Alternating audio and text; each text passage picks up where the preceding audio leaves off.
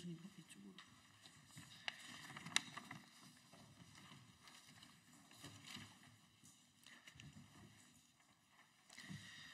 조국혁신당 차기권 의원입니다.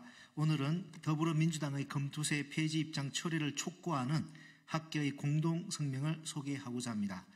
무려 335분의 교수와 연구자분들이 검투세 폐지 입장 철회를 촉구하는 공동성명에 참여하셨다고 합니다.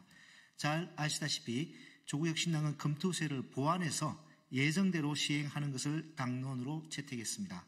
오늘 기획재정위원회가 예정되어 있습니다. 제가 발의한 검투세 보완 입법안도 상정됩니다. 검투세는 이미 도입된 제도입니다. 따라서 폐지하려면 별도의 폐지 법안을 심의 의결해야 합니다. 따라서 아무쪼록 법안 심의 과정에서 더불어민주당이 문재인 정부에서 여야 합의로 통과시킨 검투세를 제 손으로 폐지하기보다 이미 발의된 대안을 충분히 검토하여 예정대로 시행되는 방안을 찾아낼 것을 촉구합니다. 조국혁신당은 검투세를 보완하여 예정대로 시행할 수 있도록 시민, 사회와 학계 그리고 국민과 끝까지 연대하겠습니다. 오늘 참석자분들 소개하겠습니다. 충남대학교 정세은 교수님 참석하셨습니다. 한국공학대학교 신성근 교수님 참석하셨습니다. 부경대학교 김종호 교수님 참석하셨습니다. 충북대학교 이성재 교수님 참석하셨습니다. 그럼 충남대학교 정세은 교수님을 시작으로 오늘 기자회견 취지와 성명을 이어서 듣도록 하겠습니다. 감사합니다.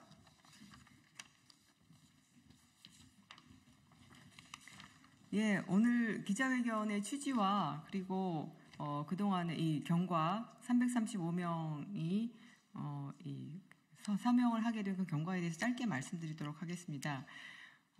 저희가 선진화된 경제 혹은 선진화된 사회로 간다라고 하는 거는 기본적으로는 투명하게 누가 얼마를 벌고 있는지 그리고 누가 얼마큼을 가지고 있는지 이것들이 투명하게 되어야 되는 것이고 그리고 버는 만큼 세금을 내는 그러한 공정함이 있어야 되는 그런 사회라고 생각이 듭니다. 투명한 사회 그리고 공정한 사회 그러한 사회의 기반 하에서 우리가 선진화도 할 수 있고 경제성장도 할 수 있고 이제 그런 것이라고 생각이 듭니다. 예전에 그 금융실명제 이후에 지속적으로 이제 그 금융소득에 대해서 과세를 해야 한다 그렇게 하지 못했기 때문에 그런 논의가 30년간 지속이 되었고 그러한 오랫동안의 그런 논의와 합의를 거쳐서 이미 4년 전에 저희가 금융투자소득세를 이렇게 도입했습니다.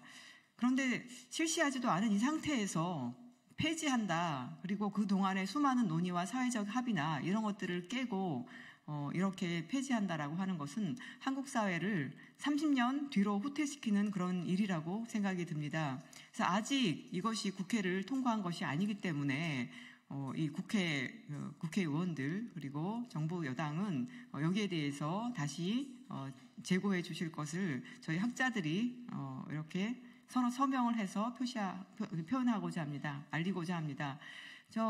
이 성명서를 만들어서요, 한 3일 정도 이렇게, 이 교수님들께, 저희가 그 연락처를 가지고 있는 교수님들께 연락처를 돌렸고, 그래서 이 짧은 시간 안에 335명의 교수 연구자분들이 이 뜻에 동의하셔서 서명을 해주셨습니다. 예.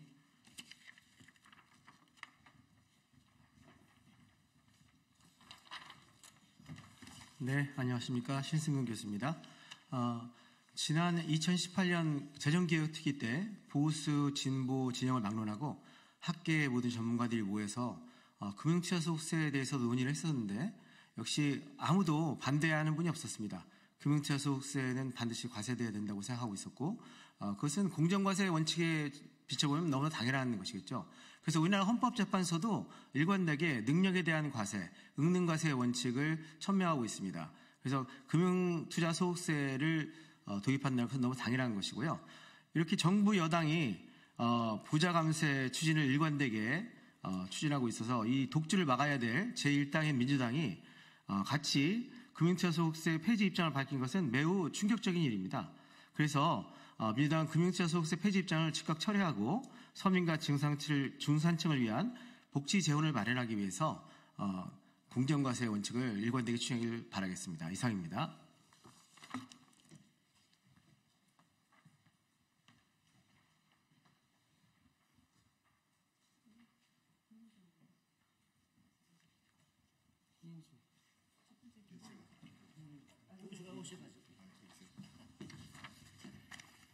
금융투자소득세 폐지 입장 철회를 촉구하는 교수 연구자 335명 공동 성명. 더불어민주당은 금융투자소득세 폐지를 즉각 철회하라. 서민과 중산층을 대변한다면 금융투자소득세 폐지를 철회하라. 2024년 11월 4일 더불어민주당 이재명 대표가 금융투자소득세 폐지를 선언했습니다. 주식시장이 너무 어렵고 주식투자자들의 입장을 고려하지 않을 수 없다는 것이 이유였습니다. 서민과 중산층을 대변한다는 민주당은 1% 주식 부자들의 세금은 걱정하면서 경제와 민생의 어려움을 벼랑 끝으로 몰린 서민, 노동자, 자영업자들의 고통은 보이지 않는 듯합니다. 일용직 노동자의 근로소득에도 6%의 세금을 매기는데 10억 원 이상을 투자하여 거둔 소득에는 세금을 걷지 않겠다는 것입니다. 한동훈 대표가 민생을 위해 금융투자소득세를 폐지해야 한다고 발언한 것과 하나도 다를 바 없다는 점에서 더욱 참담함을 느낍니다. 합의, 원칙, 신뢰를 지키려면 금융투자소득세 폐지를 철회하라. 금융투자소득세는 소득이 있는 곳에 과세한다는 조세 원칙을 실현하고 금융상품에 따라 소득 구분, 세율, 상품 간 손익통산이 제각각 적용되어 복잡하고 일관성 없는 과세 체계를 합리화하기 위해 도입되었습니다. 2019년 추경호 국민의힘 원내대표가 관련 법안을 대표 발의하고 2020년 문재인 정부에서 금융세제 개편 방안을 발표하면서 같은 해 국회 여야 합의로 통과된 정책이자 약속입니다. 이러한 금융세제 선진화에 역행한 것은 상장 주식 양도차익 과세 대상인 대주주 요건을 10억 원에서 50억 원으로 상향한 윤석열 정부입니다. 민주당은 이번 여름까지만 해도 투자소득세 폐지를 부자 감세라 비판해왔습니다. 불과 몇 개월 만에 원칙과 소신이 모두 무너질 위기에 놓였습니다. 윤석열 정부 부자 감세를 정당화하지 않으려면 금융투자소득세 폐지를 철회하라. 금융투자소득세 유예 폐지 논란은 사모펀드 혜택설, 주가 폭락설 등 온갖 오해와 억측을 낳았습니다. 사모펀드 투자자 중 개인의 비중은 3%밖에 되지 않고 일시적 영향을 제외하고 주가는 근본적으로 기술력과 경제 성장성에 의해 정해집니다. 그럼에도 금융투자소득세는 수많은 유언비어와 여론존에 의해 절대 도입되어서는 안 되는 나쁜 세금으로 취급되었습니다. 무엇보다도 소득 있는 곳에 세금 있다는 조세 원칙이 근거 없는 주장과 일부 여론에 휩쓸려 훼손될 수 있다는, 훼손되어도 된다는 선례가 남겨질 상황에 처해 있습니다. 벌써부터 민생을 위한 상속세 인하 주장까지 제기되고 있습니다. 다음은 종부세의 차례일지도 모릅니다. 조세 원칙이 무너져도 된다는 그 정당성의 종지부를 민주당이 찍어서는 안 될 것입니다. 윤석열 정부 임기 반환점이 지나갔습니다. 앞으로의 과제가 산적해 있습니다. 이제는 가열차게 부자 감세 저지, 민생 회복과 복지 확대, 저출생 고령화, 불평등 양극화, 기후위기 등 복합 위기를 대응해 나가야 합니다. 그런데 금융투자소득세가 폐지된다면 세수복원, 새로운 세원 발굴을 어떻게 논의하겠습니까?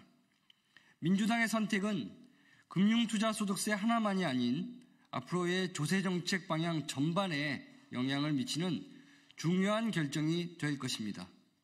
이제 더불어민주당의 정치적 결단과 책임 있는 자세가 필요한 때입니다. 즉각 금융투자소득세 폐지를 철회하십시오. 2024년 11월 13일 조세정의 구현과 복지국가 시대에 필요한 조세재정 정책을 바라는 교수 연구자 일동.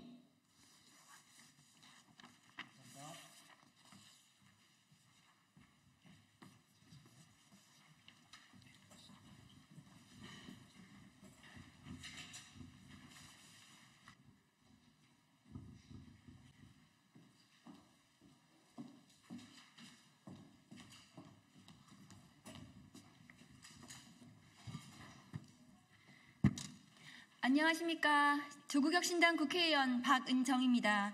국민의힘 대통령 선거는 후보자 경선 조작 가능성이 제기됐습니다.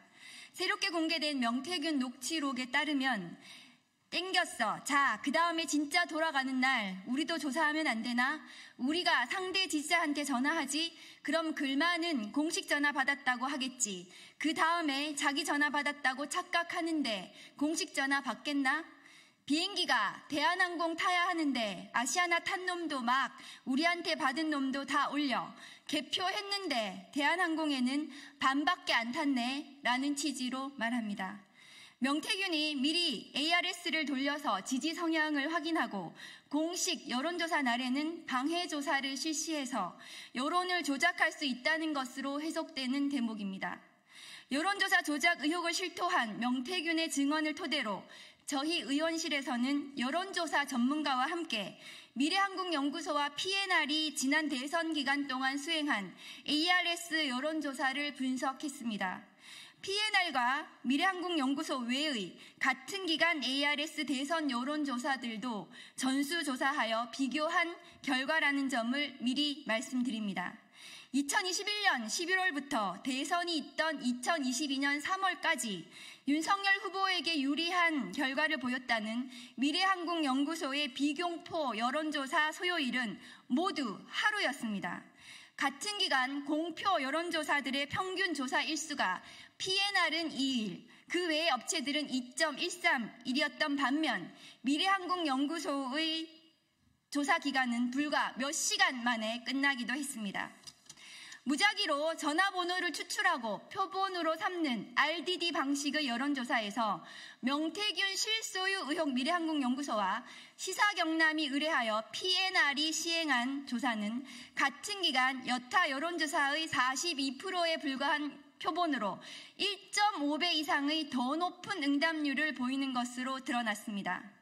명태균이 적은 표본으로도 높은 응답률을 이끌어내는 여론조사의 신이었는지 보정이 아니라 조작이었다는 법사위 국감에 출석한 강혜경 씨 증언대로 윤석열 후보에게 조작 여론조사가 보고된 것인지 사실관계에 대한 수사가 필요합니다. 이번에 저희가 확보한 자료에 따르면 미래한국연구소는 비공표 여론조사를 진행하며 로우 데이터상 별도 결과 분석 파일이 없는 것으로 확인되었습니다. 미래한국연구소가 PNR의 서버와 여론조사 분석 툴을 사용한 것은 아닌지 유착 의혹이 더욱 강하게 의심됩니다.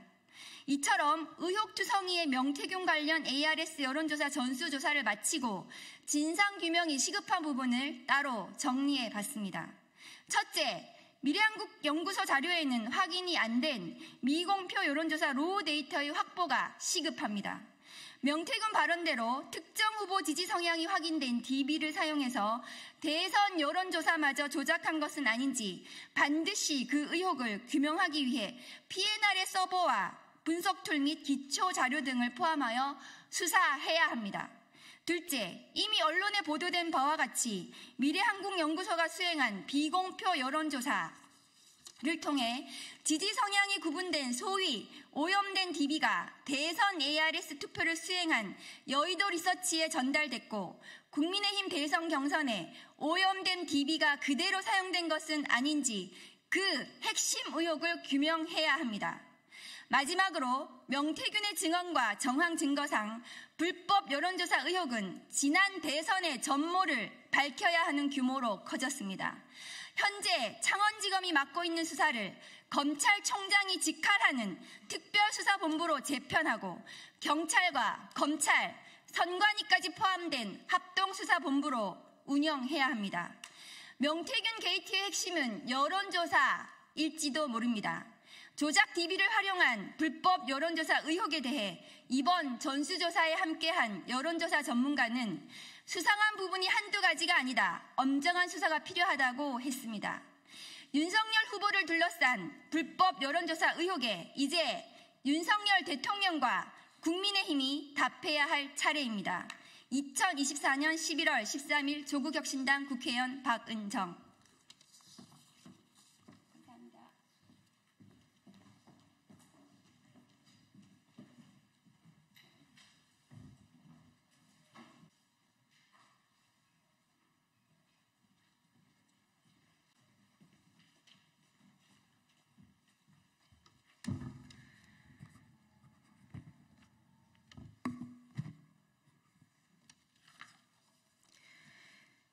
네, 안녕하십니까. 진보당 대변인 홍희진입니다.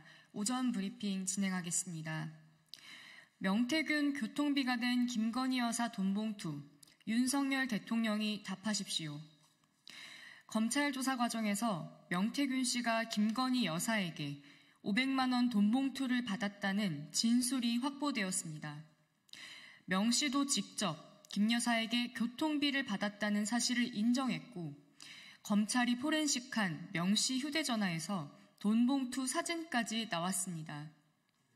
윤석열 대통령과 명태균 씨가 아주 긴밀한 사이라는 것을 증명하는 정황이 끝없이 쏟아지고 있습니다. 한편 검찰이 제출한 명태균 씨 영장 청구서에 대통령 부부와는 어떻게 연루되어 있는지는 빠져 있습니다.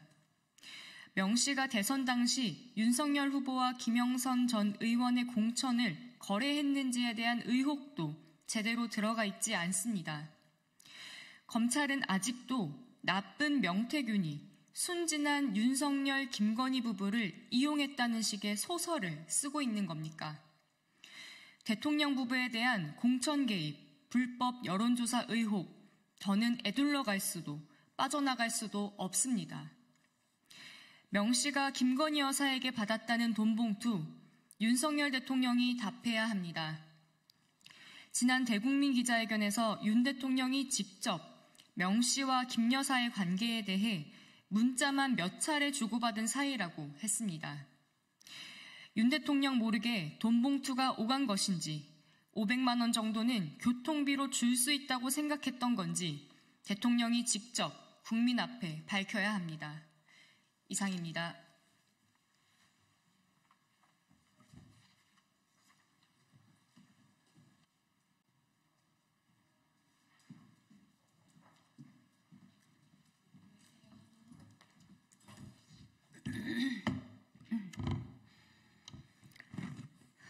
더불어민주당 원내대변인 강유정입니다. 오늘 11월 13일 브리핑 시작하겠습니다. 국민의힘은 안진뱅이 줄수사와 장님 무사의 북장단 고수입니까? 국민의힘의 상황이 점입가경입니다. 김건희 특검법의 독소 조항이 문제라더니 민주당이 여당 의견을 대폭 반영한 수정안을 내놓자 이번에는 갈라치기를 중단하라고 또 다른 생떼로 옮겼습니다. 이번에는 갈라치기를 중단하라고 또 다른 생떼로 옮겼습니다. 고쳐도 문제, 안 고쳐도 문제라니 차라리 특검이 밝혀낼 진실이 두렵다. 솔직히 고백하면 됩니다.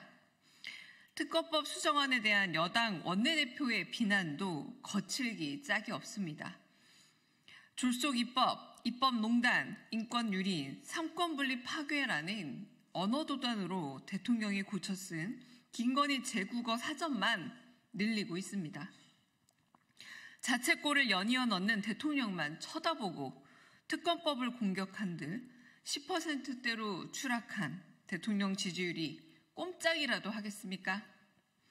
추경호 원내대표는 특검법 찬성 여론이 60%가 넘는 현실을 직시하고 M1 특검 반대 타령을 당장 중단하십시오. 또한 한동훈 대표는 국민 눈높이에 걸맞은 한동훈표 특검법 수정안을 내놓고 야당과의 협상 테이블에 앉으십시오. 형수님과 공범이 아니라면 김건희 라인의 특급 수혜자라는 의심을 씻을 마지막 기회입니다. 이미 명태균 씨의 컴퓨터를 복구하는 과정에서 대통령과의 녹음이라는 파일 존재가 확인됐고 김건희 여사에게 500만 원이 든 봉투가 건네졌다는 명 씨 진술도 확보됐습니다. 명태균 게이트의 실체는 날로 또렷해지는데 국민의힘은 대체 언제까지 안진뱅이 줄수사와 장님 무사 옆에서 북잔단 고수 노릇만 할 겁니까? 국민의힘은 대통령 부부의 공천 개입, 당무 개입의 피해도 밝혀야 됩니다. 공당의 선거를 혼탁시킨 김건희 여사를 특검하지 않는다면 국민의힘도 공범입니다. 소상공인 노쇼 대책 내놓겠다는 윤 대통령님, 국회 개원식과 시정연설 노쇼 반성문부터 쓰십시오. 역시나 아무 말이면 되나 봅니다. 윤 대통령이 모두의 만류에도 부자 감세를 강행해 역대급 세수 펑크를 내놓더니 양극화 타개를 외칩니다. 윤 대통령이 모두의 만류에도 부자 감세를 강행해 역대급 세수 펑크를 내놓더니 양극화 타개를 외칩니다. 급기야 소상공인 자영업자 지원 대책으로 노쇼 근절을 흔들고 있습니다. 국회 개원식 시정연설 노쇼 달인이 할 말입니까? 트럼프 대통령과 정상회담을 위해 골프 연습을 한다더니 골프 TF 만들어 경제 살리는 게 더 빠르겠습니다. 노쇼 근절로 나라 경제를 살리겠다니 개근하면 수능 만점도 가능하겠습니다. 김건희 여사가 명품백을 받은 건 내수 진작을 위해서고 주가 조작에 가담한 건 주식시장 활성화를 위해서였습니까? 제발 대통령에게 필요한 최소한의 상식과 정책 능력을 갖추십시오. 정말 노쇼가 코로나 때보다 더 악화된 경제 상황의 원인이라 생각하는 겁니까? 소상공인 자영업자 이름을 판 블랙 코미디가 따로 없습니다. 고물가 고금리가 장기화되고 공공요금과 채소값이 치솟는 동안 정부는 대체 뭘 했습니까? 내수 침체로 국책 연구기관인 KDI조차 경제 성장률을 하향 조정하고 있는데 민간 중심의 경제 운용으로 경제 활력을 중진했다라는 기획재정부의 자화자찬은 대체 언제적 어느 나라 얘기입니까? 재정 투입을 위한 실질적 도움이 시급합니다. 정부와 여당은 민주당이 제안한 지역화폐 예산을 즉각 수용하고 민생회복지원금 요구에 응답하십시오. 응급 상황에 처한 민생 경제를 살리는 생명의 마중물을 택해야 합니다. 마치겠습니다. 감사합니다.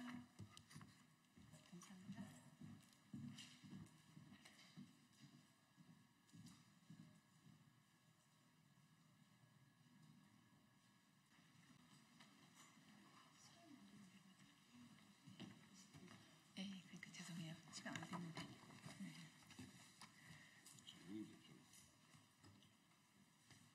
들어오셔야 될까요?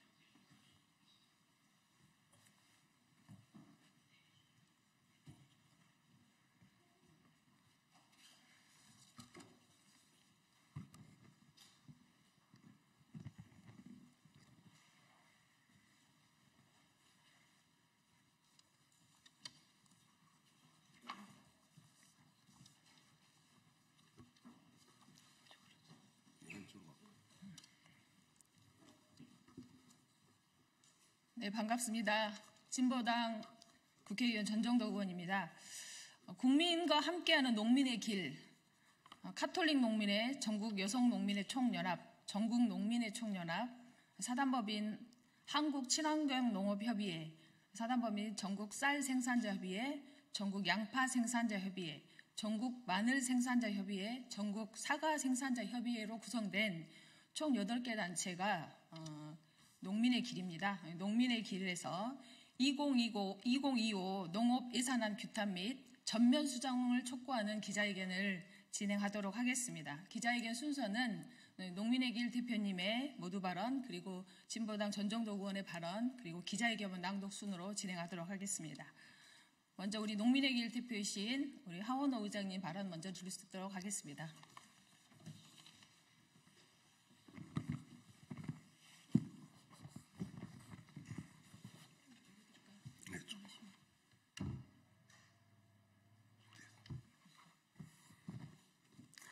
예, 안녕하십니까. 국민과 함께하는 농민의 길 상임대표이자 전국농민의 총연맹 의장 하원호입니다. 모두가 기후위기를 이야기하고 식량위기를 이야기합니다. 그러나 기후위기와 맞서 최전선에서 싸우고 있고 식량위기에 맞서 생산을 책임지고 있는 농업에 대해 이야기하는 사람은 찾아보기가 힘듭니다. 위기를 극복할 유일한 열쇠는 농업이지만 우리 사회에서 농업의 가치는 너무 저평가되어 있습니다. 가장 대표적인 지표가 농업 예산입니다. 지난 2020년 전체 예산 중 농업 예산 비중은 사상 최초로 3% 아래로 떨어졌습니다. 그리고 지금까지도 예산 3%선을 회복하지 못하고 있습니다. 2025년 예산 역시 마찬가지입니다. 정부가 제출한 2025년 농업 예산은 전체 예산 중 2.8% 규모에 불과합니다. 그간 기후위기와 식량위기가 심화되었음을 고려하면 확대되는 것이 마땅하지만 계속해서 뒷걸음질만 치고 있는 것입니다. 규모 자체가 부족하다 보니 내용 또한 부실하기 짝이 없습니다. 이렇게 해서 어떻게 이 위기를 헤쳐나가겠다는 것인지 도무지 이해할 수가 없습니다. 현장에서는 윤석열 정권의 농업파괴, 농민말살 정책이 빚은 농업파괴, 농민말살 예산이라는 평가까지 나오고 있습니다. 기후재난으로 피해는 커져가는데 관련 예산은 오히려 삭감되었습니다. 유일하다시피 한 생산비 대책이었던 무기질 비료 가격 보조 사업은 폐기하겠다며 예산을 전액 삭감했습니다. 반면 한국행 소득 안전망이라며 느닷없이 내놓은 수입 안정보험에는 예산을 팍팍 투여했습니다. 무려 25배가 늘어난 것입니다. 용산의 누군가가 그토록 밀어붙이는 개식용 금지 관련 예산은 수백억이 편성되었습니다.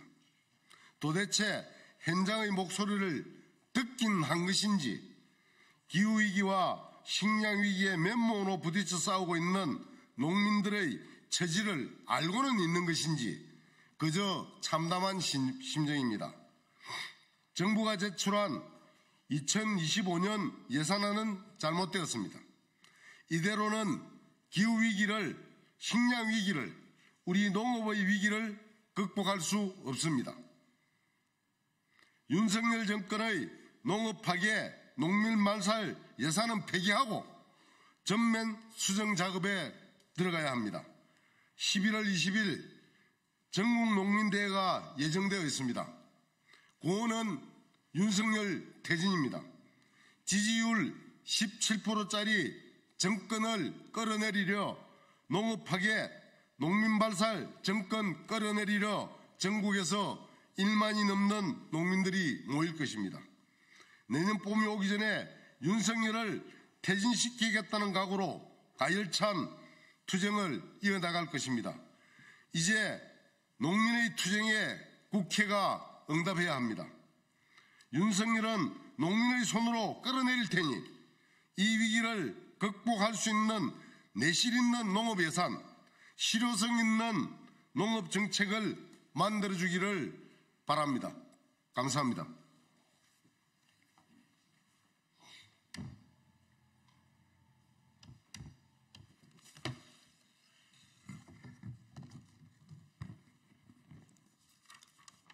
네, 22대 첫 예산 국회가 진행 중에 있습니다. 오늘 농업예산 관련해서 농해수위에서도 오늘 예산 소위가 진행 중입니다. 예산 국회가 시작되면서 우리 농민들의 눈은 농업 예산으로 향하고 있습니다. 역대급 쌀값 폭락, 생산비 폭등, 기후재난 심화, 그리고 수입 농산물이 계속 들어오고 있는 상황에서 우리 농민들의 삶이 완전히 벼랑 끝으로 내몰렸기 때문입니다. 2025년 정부가 편성한 농업 예산은 전체 예산 대비 2.8%에 불과합니다. 식량위기 시대가 현실이 되고 있고 농업의 중요성이 점점 커져가고 있는 것에 비해 턱없이 부족한 수준입니다.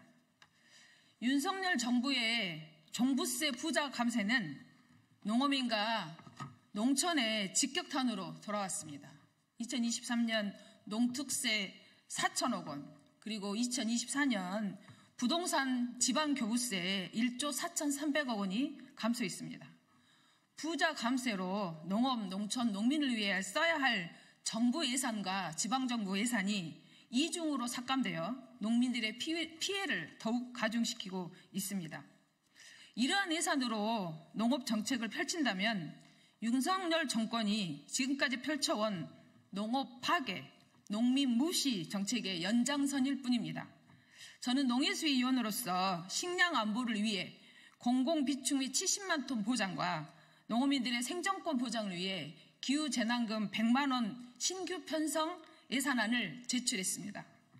대통령이 공약한 직불제 5조 원이 온전히 농민들에게 직접적으로 지원될 수 있도록 예산 확대를 요구했습니다.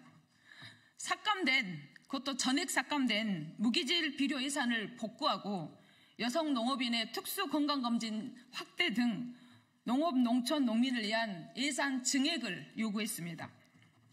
정치란 자원의 효율적이고 공정한 배분을 결정하는 과정이라고 합니다. 꼭 필요한 곳에, 가장 어려운 곳에 사용되도록 하는 것이 공정 배분일 것입니다. 지금은 바로 농업입니다. 식량 주권과 식량 안보를 실현하는 농업 예산 확충으로 지속 가능한 농업 농촌을 만들고 농민들의 생존권이 보장될 수 있도록 농해수위원으로서 진보당 의원으로서 최선의 노력을 다하겠습니다. 고맙습니다.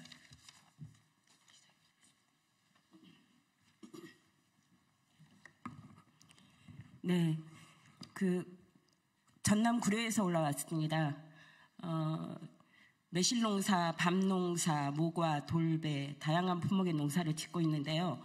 올해 정말 그야말로 기후재난, 기후재앙이라고 얘기를 할 정도로 수확량이 예년에 비해서 10분의 2 정도밖에 되지 않습니다.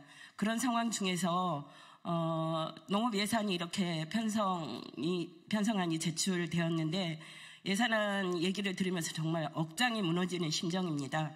이대로 정말 농사 짓고 살 수 있을지 장담할 수가 없는 그런 상황에서 기자회견문 낭독하도록 하겠습니다. 윤석열 농업 파괴 농민 말살 예산 전면 수정하라. 22대 국회 첫 국정감사가 끝나고 예산 국회가 시작되었다. 농민들의 눈은 농업 예산을 향하고 있다. 쌀값은 폭락하고 생산비는 폭등하고 기후재난은 심화되고 수입 농산물은 계속해서 들어오는 상황에서 농민들의 삶이 완전히 벼랑 끝으로 몰렸다. 그러나 정부가 제출한 농업 예산은 실망스럽기 그지없다.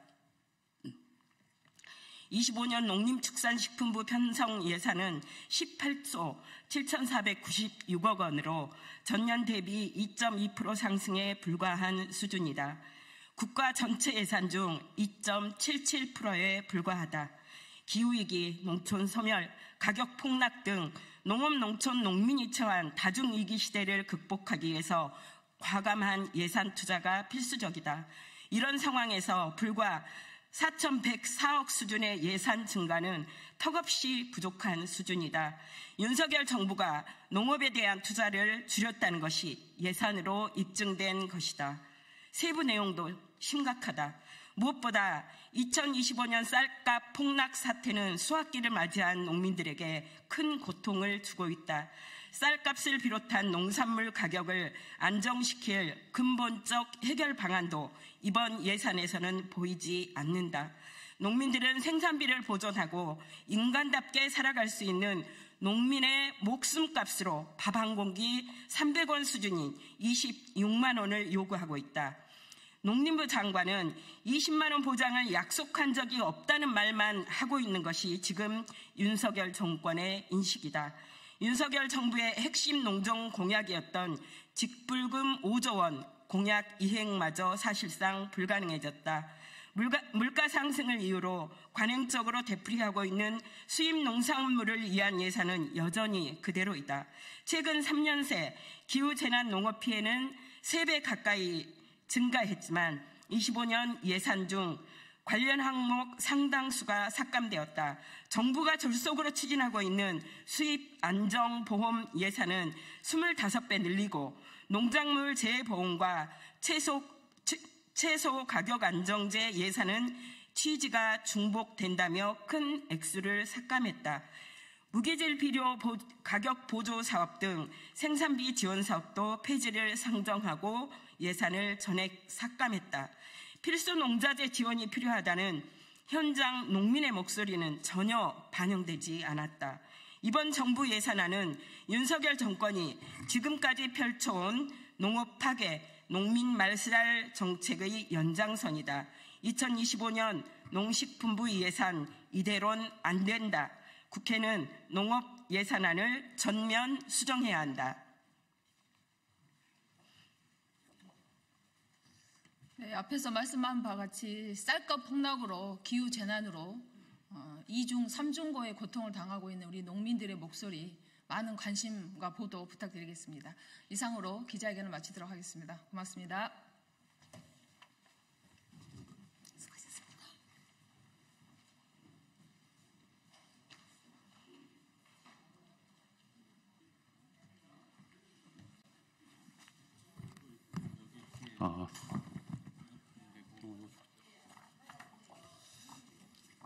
이거는 하나씩 해서 번갈아가면서 쓰는 것 같아요. 아까 다른 거 둘이니까.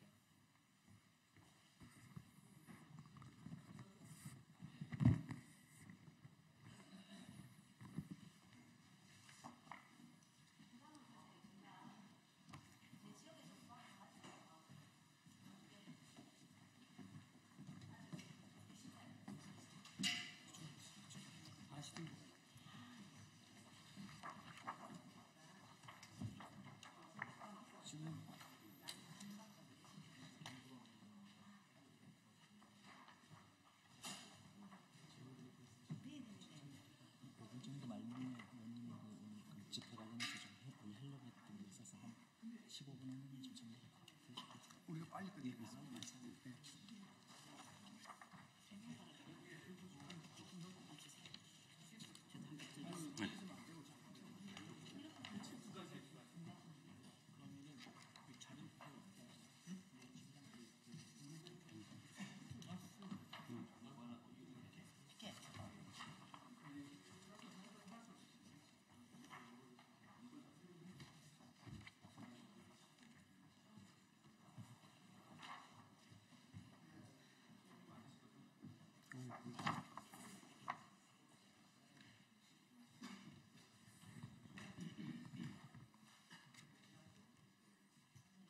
시작이 될까요? 예, 반갑습니다.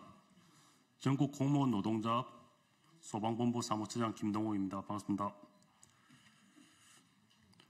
금일 소방안전교부세 폐지는 바로 국민의 생명을 지울 수 있다.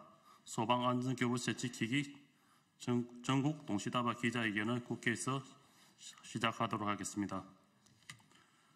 먼저 정혜경 국회의원님의 발언이 있겠습니다.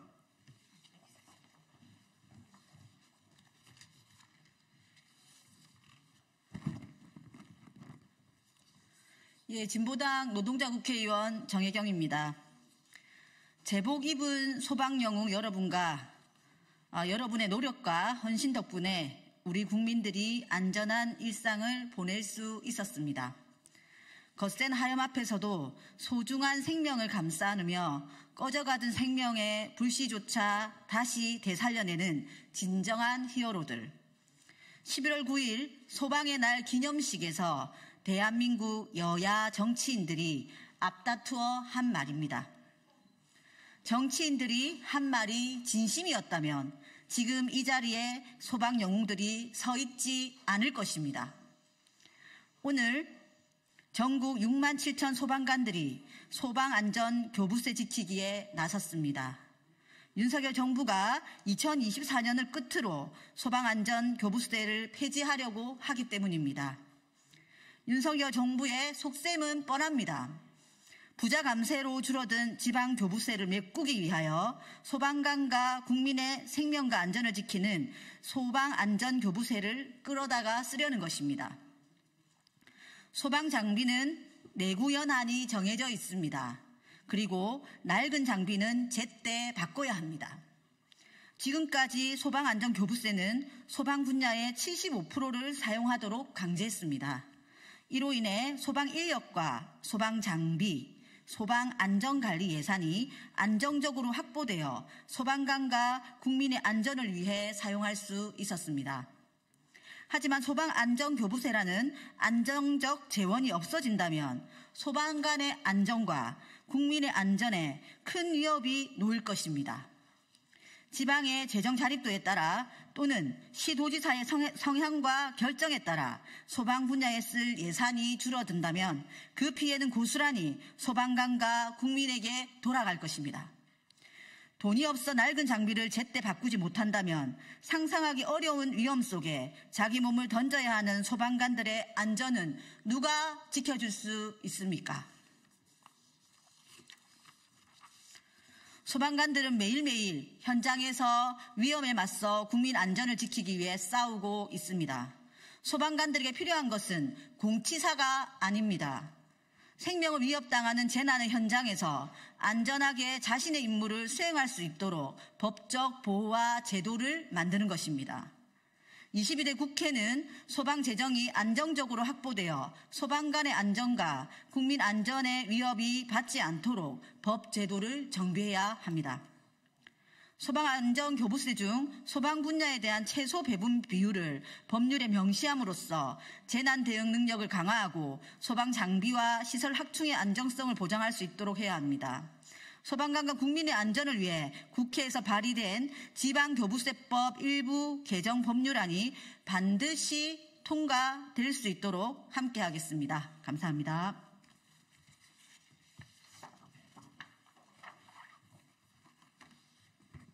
다음으로 전국 공무원 노동조합 소방본부 권영각 본부장님의 대표 발언을 읽겠습니다.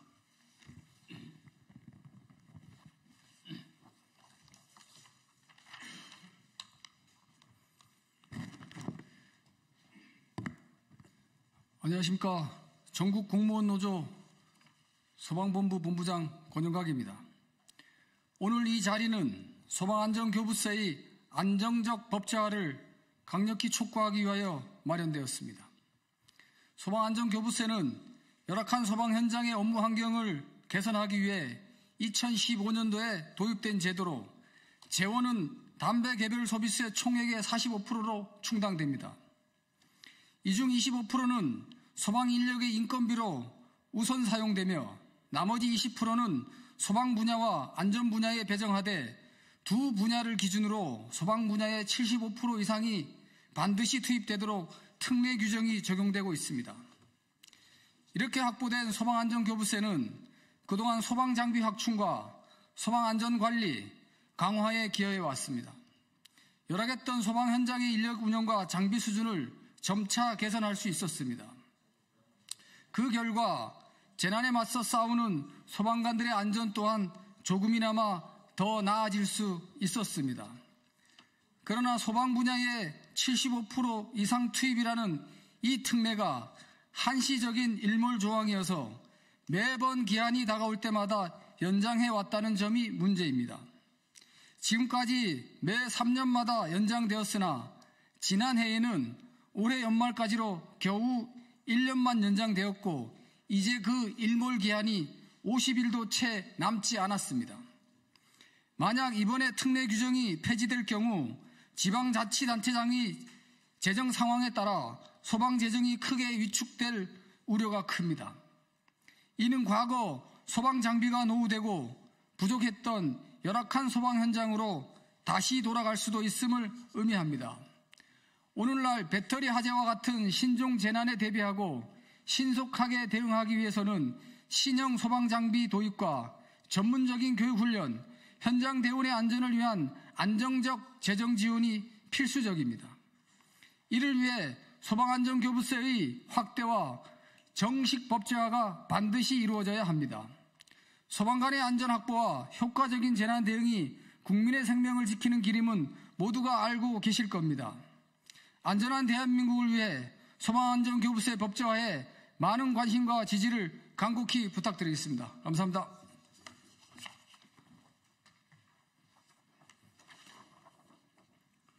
다음으로 전국 공무원 노동조합 김종수 서울소방지부장님의 기자회견문 낭독이겠습니다.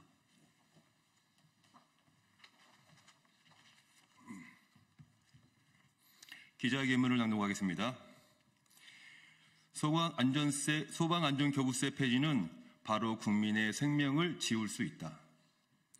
지난 토요일 소방의 날 62주년을 맞이하였다.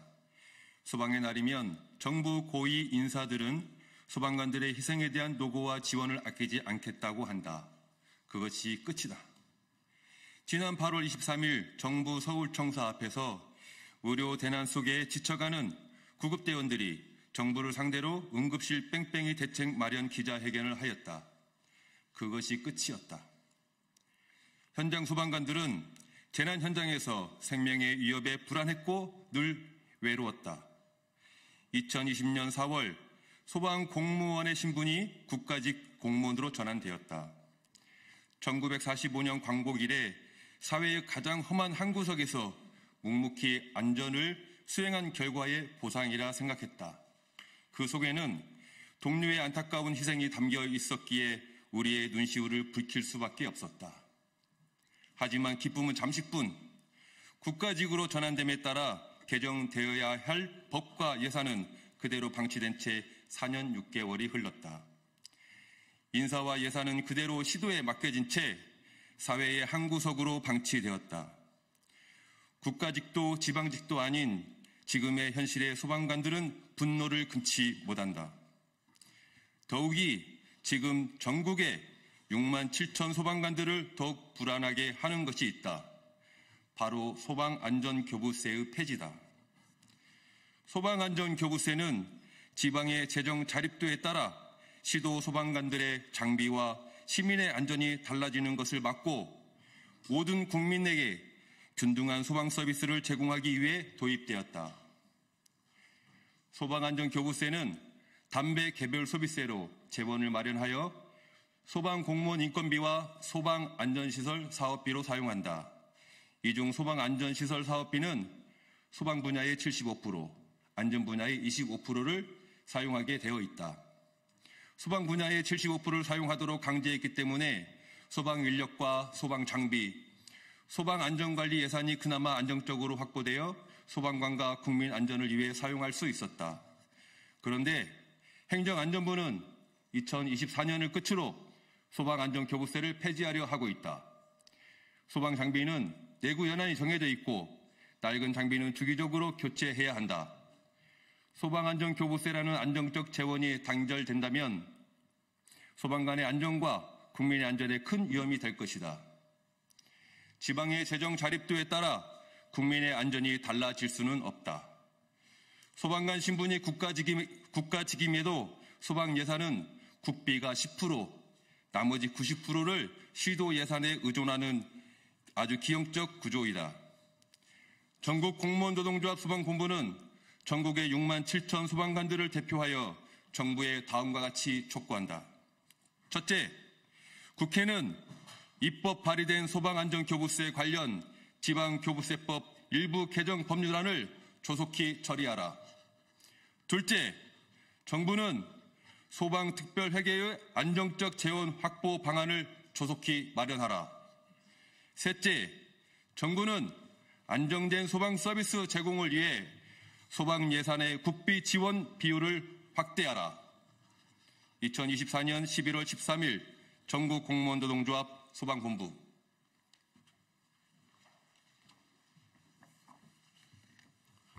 다음으로 기자님들 궁금한 사항을 질문 받도록 하겠습니다.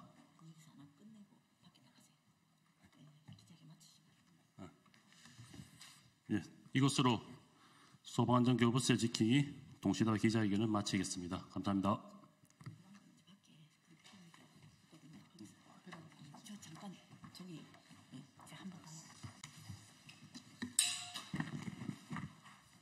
이어서 브리핑 하도록 하겠습니다. 진보당 원내대변인 정혜경입니다. 경찰폭력 국회의원 감시단 참여를 제안드립니다. 11월 9일 서울 도심에서 열린 합법적인 집회에 경찰은 작정한 듯 참가자들에게 폭력을 행사했습니다. 국민 주권의 원칙과 집회 자유를 보장한 헌법에 대한 도전입니다. 이 과정을 본 국회의원들이 경찰과 시민 모두의 안전을 위해 중재를 나섰습니다. 그런데 돌아온 것은 경찰의 무차별한 폭행이었습니다. 특히 한창민 국회의원은 경찰 폭행으로 갈비뼈가 골절되는 부상을 입었습니다. 또한 노동자와 시민 11명이 연행되었고 노동자 4명에겐 구속영장이 청구되었습니다. 11일 국회 행정안전위원회에 출석한 조지호 경찰청장은 경찰의 집회 폭력 진압에 대해 사과하라고 하는 국회의원들의 요구를 거부했습니다.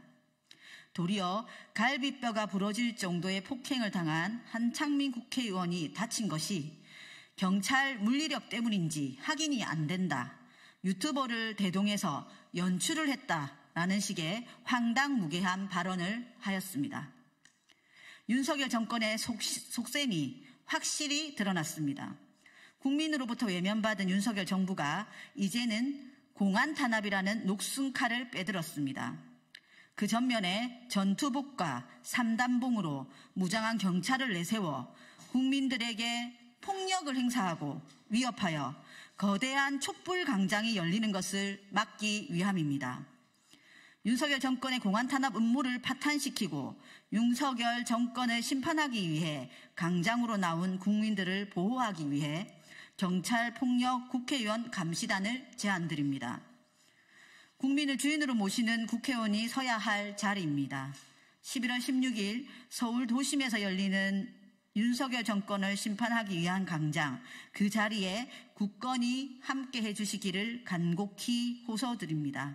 2024년 11월 13일 진보당 윤종호, 전종도, 정혜경 국회의원. 그 국회의원 감시단은 이번 주 토요일부터 함께 이제 모집을 하여서 받을 생각이고요. 그 국회의원 감시단은 지금 민변 쪽에서도 감시단을 만들 예정이라고 합니다. 해서 함께 폭력 집회를 예방하고 국민의 이 집회 시위에 대한 자유를 보장하기 위해서 노력을 할 것임을 말씀드리겠습니다. 이상으로 마치겠습니다.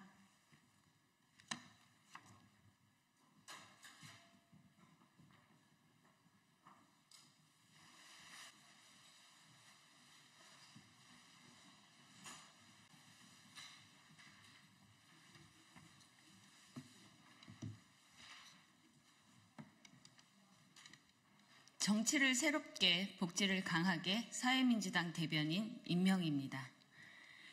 앞서 진보당 원내의 대변인께서 브리핑을 해주셨는데요. 조지호 경찰청장의 한창민 의원에 대한 사실 왜곡 발언은 허위 사실 적시에 대한 명예훼손의 힘을 알려드립니다. 오늘 브리핑 시작하겠습니다.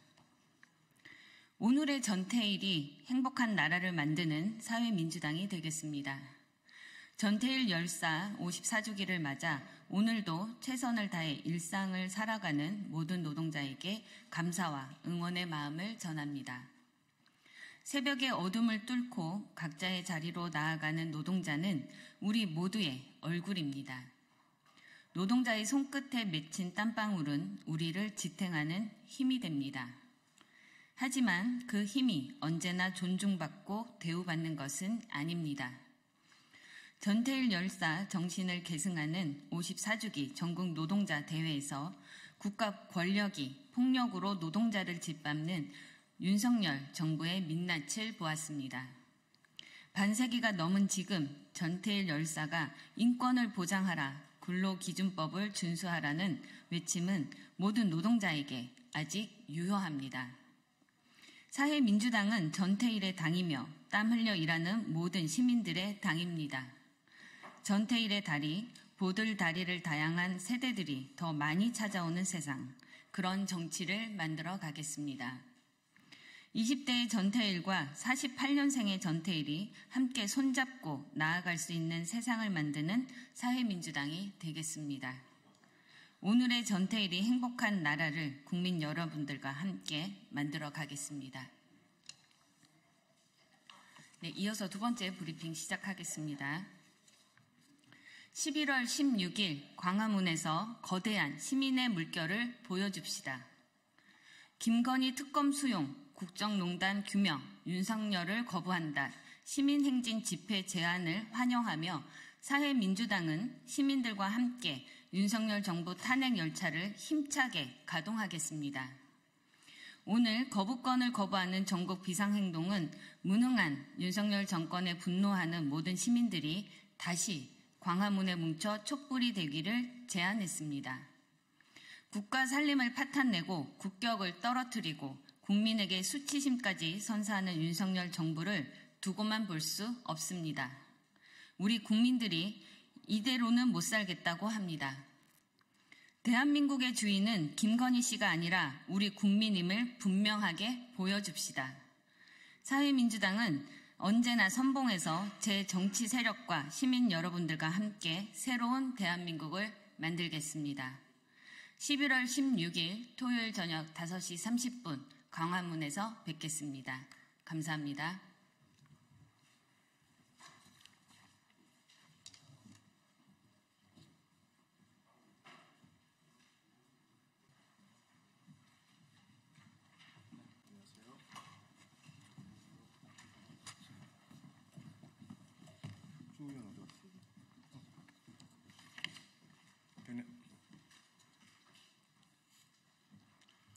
국민의힘 법사위원 일동입니다. 이재명 대선 후보의 불법 대선 자금 연루 의혹에 대한 철저한 수사를 촉구합니다. 라는 내용으로 성명서를 발표하겠습니다. 이재명 대표의 최측근 김용 전 민주연구원 부원장은 불법 대선 자금 6억 원, 뇌물 7천만 원을 받은 사실이 인정되어 1심에서 징역 5년이 선고되고 법정 구속된 바 있습니다. 민주당의 지난 대선 예비경선 전후인 2021년 4월부터 8월까지 대장동업자 남욱으로부터 유동규를 통해 불법 대선 자금을 받은 것인데 진작 없어졌어야 할 검은 돈의 정치입니다. 이재명 대표에게 묻습니다. 최측근인 김용과 유동규 사이의 불법 대선 자금 6억 원이라는 더러운 거래에 대해 몰랐습니까? 이재명 대표는 불법 대선 자금을 수수한 김용을 질책하기는커녕 김용의 변호사들이 만든 텔레그램 방에 들어가 재판 상황을 공유하고 변호 전략까지 제시했습니다. 언론 보도에 따르면 검찰은 증거인 텔레그램 대화 내역을 김용의 재판에 제출했다고 합니다. 이재명 대표에게 국민이 묻습니다. 이재명 대표가 직접 불법 대선 자금을 받은 범죄자 김용을 돕는 이유가 무엇입니까? 공범이 아니라면 왜 재판 상황을 공유받고 김용의 무죄 선고를 간절히 바라는 것입니까? 기자들의 질문에도 침묵으로 일관하는 것은 공범임을 자인하는 것입니까? 김용은 현재 항소심 재판 중입니다. 이미 경기도 시장상권진흥원장 출신인 이모 씨가 김용 관련 허위 알리바이를 조작하여 위증 혐의로 기소가 되었습니다. 왜 이재명 대표와 그 주변에서는 위증과 사법방해 행위가 끊이지 않는 것입니까? 검찰에게 촉구합니다. 이재명 대표가 김용을 몰래 돕는 이 장면은 공범들 사이에서나 가능한 것으로 보입니다. 이재명 대표가 불법 대선 자금 수수를 알고 있었는지 김용의 변호인을 통해 증거를 인멸하려고 한 것이 아닌지 철저히 수사하십시오. 국민들과 함께 똑똑히 지켜보겠습니다. 감사합니다.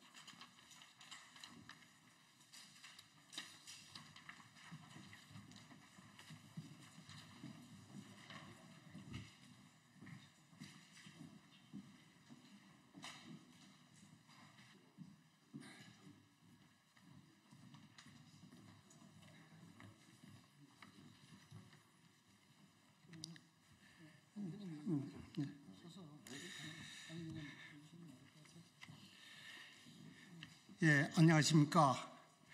지금부터 탈북연합단체 기자회견을 시작하겠습니다.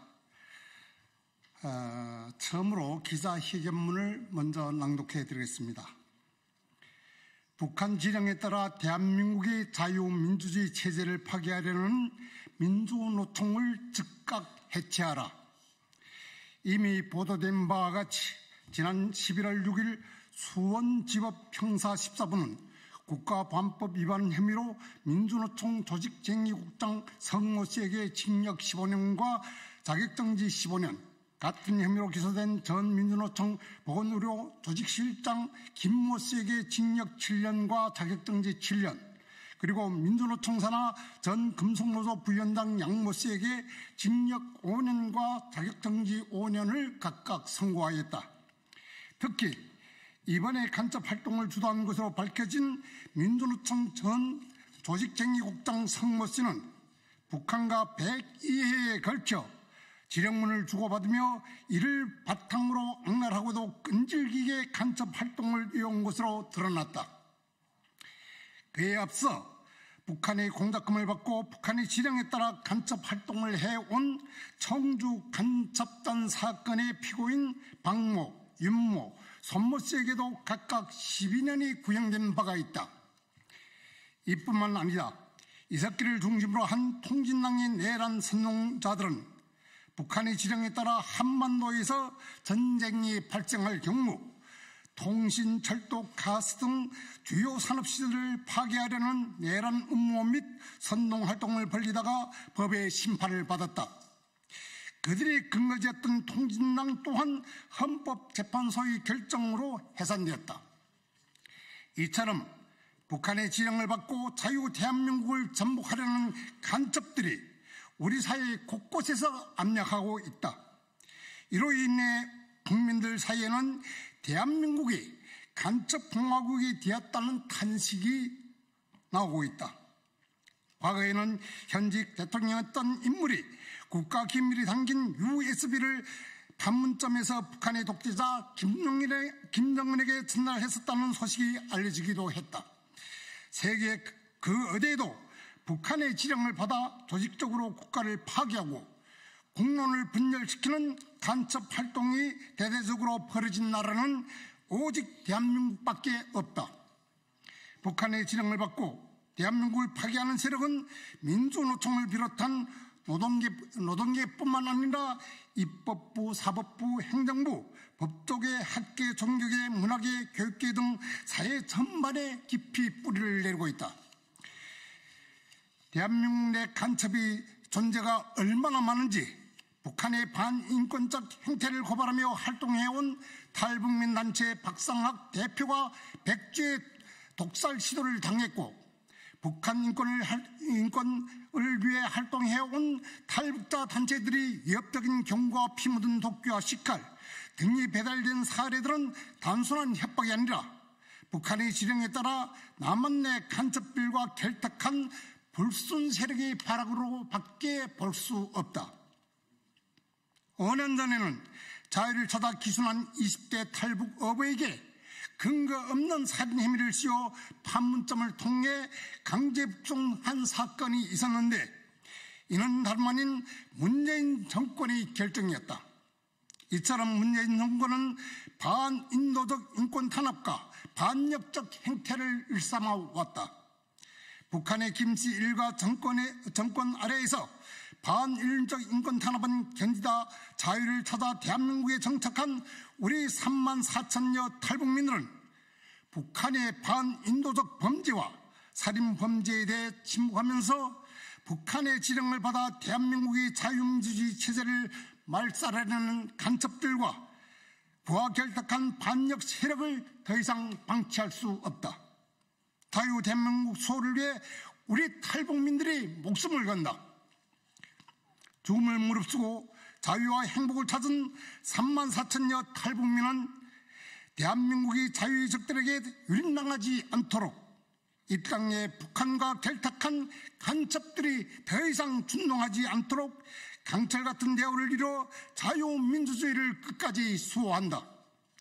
이에 우리는 윤석열 정부에 다음과 같이 요청한다. 윤석열 정부는 대한민국에서 국가 파괴와 국론 분열을 획책하는 간첩들이 활동을 더 이상 방치 말고 북한과 결탁하여 대한민국을 파국으로 몰아가는 간첩 세력을 모조리 찾아내어 역사적 심판을 내려야 한다. 이것이 국민의 명령이며 대한민국의 자유민주주의 체제를 수호하는 길이다. 북한의 간첩에 소굴이 되어 자유 대한민국의 반기를 든 민주노총을 즉각 해체하라. 2024년 11월 13일 북한 인권단체 총연합 전국 탈북민 단체 대표자 협의회 전국 탈북민 연합을 비롯한 34개 단체 일동 이상입니다. 다음은 전국 탈북자단체 연합 상임대표 김웅강님께서 발언하시겠습니다. 네, 안녕하십니까. 우리 소통관 내 주재 기자님들 그리고 국민 여러분, 저는 2004년에 탈북하여 대한민국의 기준에서 현재 20년째 살고 있는 탈북 지식연대 대표 김웅강입니다. 우리는 앞서서 우리 허강일 민주화인의 위원장님께서 자세한 경과보고를 했습니다마는 지난 6일에 정말 우리 국민들을 경악시키는 그리고 탈북자들을 경록해 하는 그리고 전 세계 이 소식을 들은 사람들이 의아하게 만드는 그런 역대급의 간첩 사건이 터졌습니다. 아시죠? 이 민주노총의 가장 핵심 부서이고 또 어떤 누구와도 그 책임과 지위를 논할 수 없는 그런 핵심 중의 핵심인 조직쟁의 국장이 간첩으로 드러났습니다. 그리고 이 쟁의 국장과 함께 또 다른 2명이 오랜 시간 동안 북한 대연락부하고 간첩으로서 지령받고 그들과 꿍꿍이 해서 우리 사회에 정말 혼란케 하고 궁지에 몰아넣는 각종 쟁의와 그리고 데모 시위들을 조직했던 그 모든 진상들이 드러나는 그런 정말 희한한 이런 상황들을 목격했습니다. 그런데 놀라운 것은 이런 어마어마한 우리 국가의 위해되는 사건임에도 불구하고 우리 언론들이 보도하는 그런 그 감각이라든지 그 정도가 너무나도 희미하고 또 국민들이 이걸 받아들이는 이 정도가 굉장히 완만한 그런 상황을 느끼면서 우리 탈북자들은 정말 한마디로 말해서 놀라움과 그리고 아쉬움이 금할 수 없습니다. 저는 2004년에 대한민국에 와서 3가지를 우리 국정원에 강력하게 또 그리고 다급하게 제가 전달했습니다. 첫째는 북한이 121부대라고 하는 사이버 전 부대를 98년도에 만들어서 지금 대한민국에 이 본격적인 사이버 공격을 퍼부을 것이다 라고 하는 거하고요. 그 다음에 2번째는 북한 대조사부와 함께 여러 대남 공작 1만 명의 거느린 이 대남 공작 부서가 남한에 파견한 간첩이 어마어마하다. 저는 공산대학 교수였기 때문에 그들이 가족들을 갖다가 또 그 후대들을 갖다가 다시 그 제북 활동, 제남 활동가로 쭉 조국 통일 운동가로 준비시키는 그런 대학의 교수였습니다. 그런 상황을 이야기했고요. 그리고 세 번째로는요, 우리 그 북한이 지금 현재 정말 핵 개발 위해서 마지막으로 지금 꿍꿍이를 하고 있는데 북한이 절대 돈 주면 안 된다라고 강력히 이야기했습니다. 그러나 저희들이 이런 다급하고 진정 어린 이야기, 그것도 중요한 첩보를 전했음에도 불구하고 우리 대한민국의 해당 기관들은 결국은 이제 이걸 간과한 셈이나 같습니다. 그리고 나서 2005년도에 처음으로 이 사이버 첫 공격, 즉 인류 대란을 막고서야 제가 이야기했던 이 사이버 부대가 존재한다는 사실, 그리고 이 어마어마한 공격이라고 하는 것을 느꼈고요. 그리고 또 이제 그 핵 개발을 위해서는 돈 주지 말라고 했음에도 불구하고 뭐 제가 한 의견 별건 아니겠지만은 결국은 또 뭡니까? 노무현 대통령이 북한에 가서 엄청난 식량 차관과 또 공업 원부자재를 차관을 주다 보니까 이 핵 개발의 고도화가 진행돼 가지고 2006년에 드디어 제1차 핵실험을 했습니다. 그리고 간첩이 우리가 알고 있기로서는 정말 이 듣기에, 저 전하기에도 제가 좀 뻥 같기도 하고 또 사실 그럴까 우려스럽습니다만 표현 그대로 한다면 중앙당 강인회가 되던 어디서든지 공산대학에서도 남한에는 우리 조국 통일 투사들이 전봇대보다 더 많다라고 일반적으로 이야기합니다. 많단 소리죠 결국은. 대한민국에서는 많다고 하는 거에 대해서 별스럽지 않게 대수롭지 않게 여깁니다. 왜? 간첩 본 적도 없고 또 뭐 해 놓은 것들에 대해서 뭐 우리 국민들이 볼 때는 아마 그 어떻게 생각했는지 모르겠습니다만은 덤덤하단 말이죠. 그리고 지금 오늘 와가지고 과거의 간첩단 사건, 사회주의 노동자이나 포함해서 과거의 간첩단 사건들이 다 무죄가 되게 돼가지고 옛날 우리 정말 매국자들 이 나라를 팔아먹었던 이런 사람들이 오늘날 와가지고 다 무죄가 되고 애국자가 되는 이런 아주 광기어린 역전 현상이 벌어지고 있습니다. 그런 속에서 이번에 정말 우리 나라의 어떤 사회적 흐름이나 또 그리고 분위기, 정치적인 이 정세를 흔드는 메인 플레이어나 같죠. 핵심 역량자입니다. 민주노총이 이렇게 핵심 간부들 포함해가지고 다 북한이 간첩 이런 개노릇을 했다라고 하는 것은 우리가 다시 한번 민주노총과에 대해서 우리가 똑똑히 정체를 우리가 다시 생각해 봐야 되며 필요하다면 이건 해체해야 된다고 생각하고요. 예. 그리고 또 뭐냐면 이 간첩들이 이번에 벌려진 추악한 이 모든 매국적 활동, 우리 나라를 국가 안보를 팔아먹은 이런 거에 대해서 우리 국민들이 정말 응징의 그런 뭔가 이 표현을 하고 그리고 우리 법적인 이 처벌을 받도록 국민들이 진정한 그리고 제대로 된 올바른 마음들을 표출할 수 있도록 이렇게 분위기 만들어 달라는 것을 부탁드립니다. 감사합니다. 다음은 통일을 위한 환경과 인권의 이은택 대표가 발언하겠습니다. 저는 이거 좀 써가지고 온 게 있어서 좀 읽어드릴게요. 존경하는 대한민국 국민 여러분, 저는 대한민국의 큰 은혜를 입은 탈북민의 한 사람입니다. 그래서 그 은혜를 갚으려고 세금도 나름 잘 내고 있는 대한민국의 한 시민이기도 합니다. 오늘 이 자리에서 여러분들께 드리고 싶은 말은 당신들이 너무 부럽습니다. 입니다.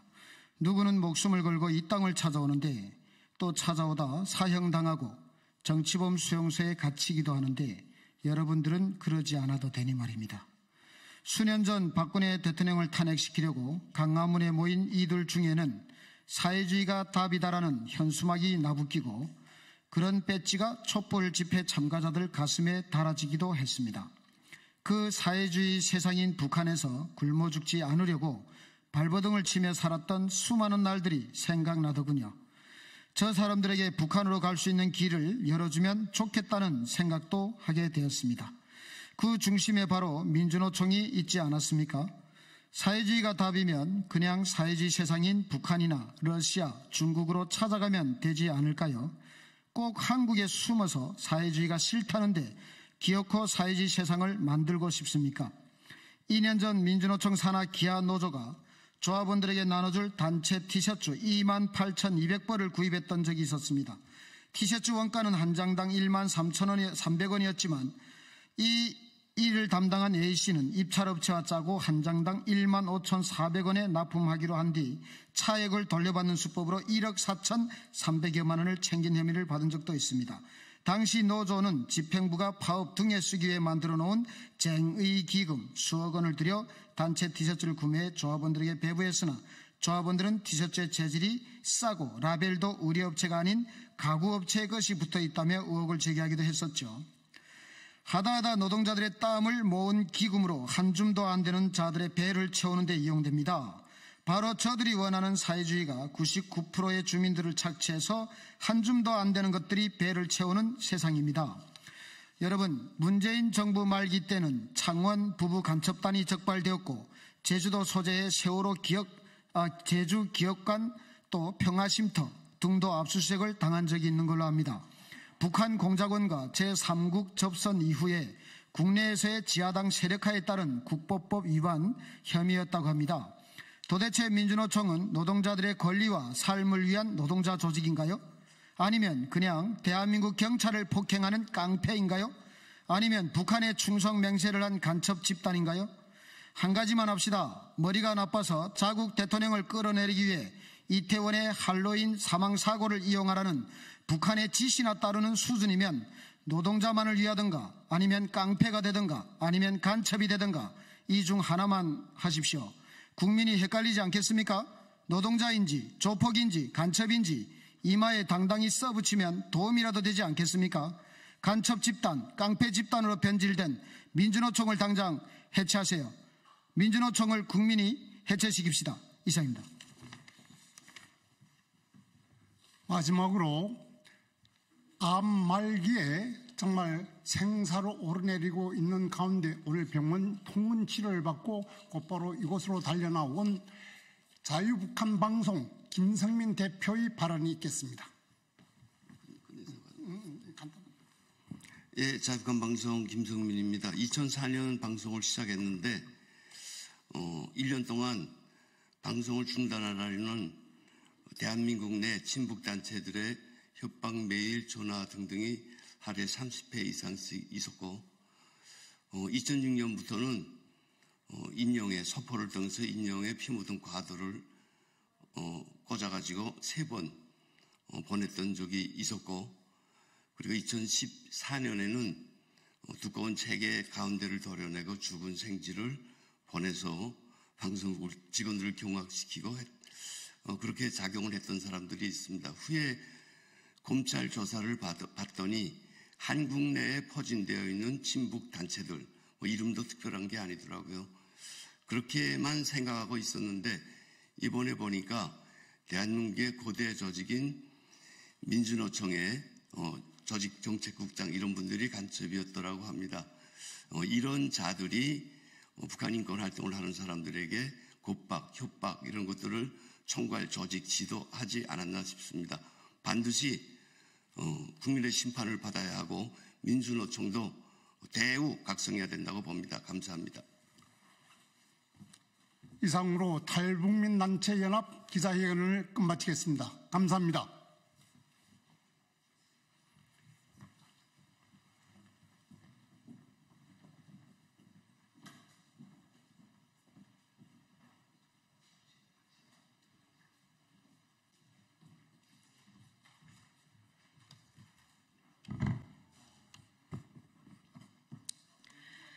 예, 안녕하십니까. 더불어민주당 대변인 황정화입니다. 예, 첫 번째 브리핑 시작하겠습니다. 윤석열 대통령님, 경제도 안보도 무너지는데 골프 라운딩 나갈 정신이 있으십니까?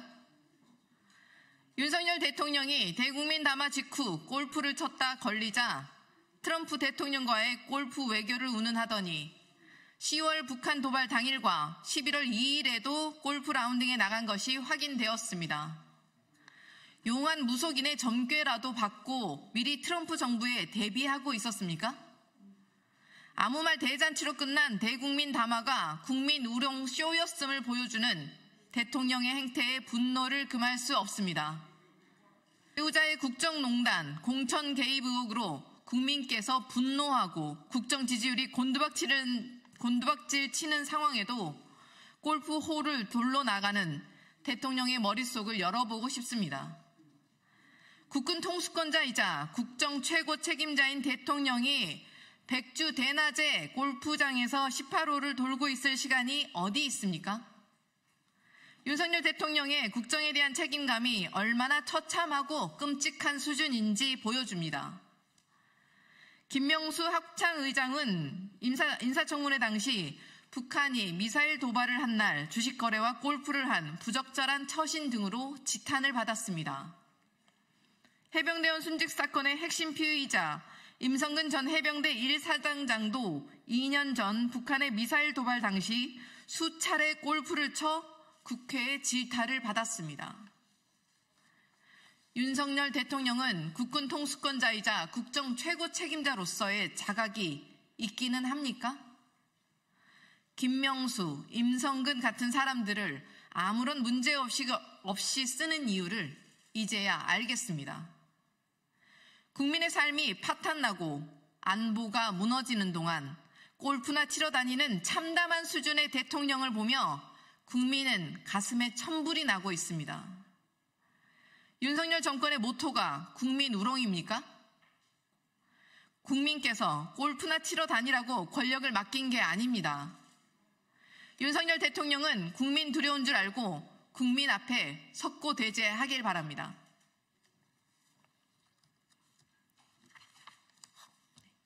두 번째 브리핑 시작하겠습니다. 공천 개입을 넘어선 충격적 국정농단 의혹, 윤석열 대통령이 직접 해명하십시오. 파도 끝이 없이 나오는 국정농단에 경악을 금치 못하겠습니다.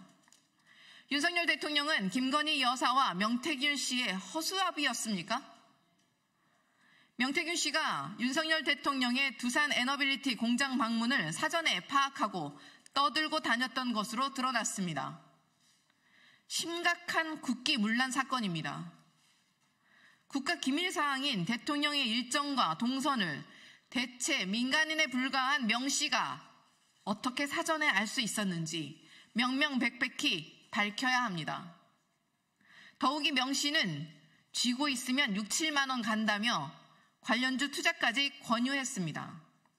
실제로 대통령 방문 직후 관련 주가는 전날보다 5.3% 뛰었습니다. 이것이 국정농단이 아니면 무엇입니까? 이제 매정하지 못했다. 이제라도 부부싸움 하겠다라는 동문서답으로는 거대한 폭풍처럼 휘몰아치는 국민의 분노를 감당할 수 없습니다. 명태균 씨가 재작년 6월 김건희 여사의 봉화마을 방문 당시 대통령의 특별열차에 동승했다는 의혹도 제기됐습니다. 공천 개입, 공천 거래, 여론조사 의혹과는 별개로 드러나는 국정농단 의혹의 정도가 가히 충격적입니다. 국가산업단지 청부개발 및 사전유출 의혹 등에 더해 계속해서 드러나는 명 씨의 국정농단은 윤석열 대통령과 김건희 여사라는 배경을 제외하고는 설명할 수 없습니다. 이미 드러난 국정농단과 국기문란만으로도 특검은 피할 수 없습니다. 국정농단, 헌정유린 의혹을 외면하고 정상적인 국정 운영은 불가능할 것입니다. 윤석열 대통령은 다시 한번 국민 앞에 서십시오. 그리고 제대로 해명하고 특검을 수용하십시오. 그것이 국민의 분노를 조금이라도 달랠 유일한 길임을 경고합니다. 세 번째 브리핑 시작하겠습니다. 전태일 정신을 되새겨 노동자의 삶과 권리를 지켜내겠습니다. 노동자는 기계가 아니다. 근로기준법을 준수하라고 외치며 분신하신 전태열 열사의 54주기를 맞았습니다. 청년 전태일의 외침은 소외되어 있던 노동의 문제를 국민께 깊이 각인시켰고 열악한 처우와 노동 환경으로부터 노동자를 지키기 위한 사회적 노력으로 이어졌습니다. 민주당 정부 또한 노동자의 권리를 보장하는 입법, 정책 노력과 함께 근로시간 단축을 법제화하고 중대재해처벌법을 입법하는 등 노동자의 권익을 보장하기 위해 힘써왔습니다. 하지만 윤석열 정부는 이러한 우리 사회의 노력을 거꾸로 되돌리려 노동자의 권리를 옥죄는 한편 노동조합을 카르텔 세력으로 몰아 탄압하고 있습니다. 주 52시간제를 계속 흔들고 있고 중대재해처벌법을 무력화시키려 하고 있습니다. 노동자의 파업권을 보장하기 위한 노란봉투법은 대통령의 거부권에 가로막혀 있습니다. 더불어민주당은 전태일 열사 54주기를 맞아 노동자의 삶과 생명을 지키는 것이 정치의 본령임을 되새기며 노동자 권익 보장에 더욱 힘쓸 것을 다짐합니다. 또한 노동자의 삶과 권리를 거꾸로 돌리려 드는 윤석열 정부와 국민의힘의 폭거를 막고 노동자의 삶과 권리를 지켜내겠습니다. 이상입니다.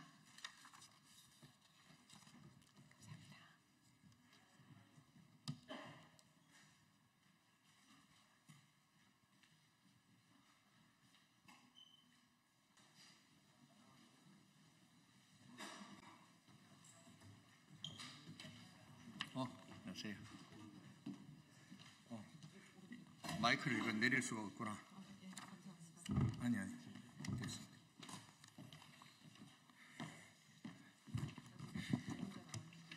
예, 국토교통위원회 국민의힘 간사를 맡고 있는 권영진 의원입니다.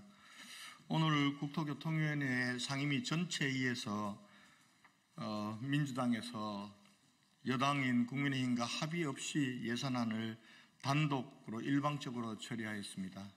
이와 관련해서 저희 국민의힘 입장 그리고 규탄 성명을 발표하도록 하겠습니다. 국민을 위한 예산조차 여당이 추진하는 꼴은 못 뵙겠다는 민주당의 심통 예산 심사를 규탄합니다. 오늘 국토교통위원회 전체회의에서 의결이 예정되어 있었던 내년 예산안 및 기금 운용 계획안을 끝내 거대 야당이 단독으로 일방적으로 강행 처리하였습니다. 이번 예산안 심의 과정에서도 야당은 양평고속도로, 용산 어린이공원 등 지난 국정감사부터 정치 공세에 활용했던 사안에 관하여 문제제기를 이어갔습니다. 지난 2018년 문재인 전 대통령은 강복절 경축사에서 용산은 미국 뉴욕 센트럴파크와 같은 생태자연공원으로 조성될 것이다. 2005년 선포된 국가공원 조성계획을 이제야 본격적으로 추진할 수 있게 되었다라고 용산공원 조성에 대한 큰 기대감을 표시한 바 있습니다. 용산기지의 반환을 결정한 이후부터 지금까지 20년이 지났습니다. 그러나 이미 개방된 공간들은 시민들이 이용하고 계십니다. 지금까지 100만 이상의 시민이 용산공원을 이용하셨습니다. 야당의 감액 주장은 오로지 국민을 위한 공원 조성 사업을 여당이 추진하는 모습을 보기 배 아프다는 것에 지나지 않습니다. 오염원이 있다는 주장을 하면서 정작 위해성 저감 예산을 삭감하자는 앞뒤가 맞지 않는 민주당의 주장을 보고 어느 국민이 진정성을 인정하겠습니까? 양평고속도로 예산도 마찬가지입니다. 작년 예결위에서 제3자 검증 부득의 의견을 달아 본회의 통과까지 시켰습니다. 정체 시 심정지 환자를 태운 구급차도 지나가지 못할 정도로 열악한 실정입니다. 그럼에도 불구하고 6호선 국도를 이용하는 양평, 남양주 주민들이 고통을 해소하기 위한 양평고속도로 사업도 김건희 예산이라는 꼬리표를 달아 반대하고 있습니다. 민주당 의원들은 이번 예산 심사 과정에서 여타 SOC 사업 규정을 어겨가면서까지 기본 계획이나 예타가 통과되지 않은 예산도 밀어넣었습니다. 정작 법이 정하고 결정된 예산은 이렇게 정치 공세를 위해 반대하는 무책임한 행태를 보이고 있는 것입니다. 민주당에게 묻습니다. 서울시 중심의 용산공원을 이용하고 계신 시민 여러분들은 앞으로 더 이상 이 공원을 이용하지 말라는 말씀입니까? 국도 6호선 교통체증으로 고통을 받는 국민들은 어떻게 구제하려고 하시는 것입니까? 오늘 국토교통위원회에서 더불어민주당이 보여준 행태는 전형적인 정쟁쇼로 규탄받아 마땅할 것입니다.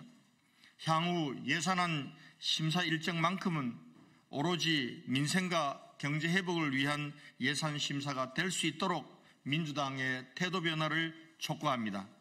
2024년 11월 13일 국민의힘 국토교통위원회 위원 일동 이상입니다. 혹시 질문 밖에 나갔어요? 예, 감사합니다.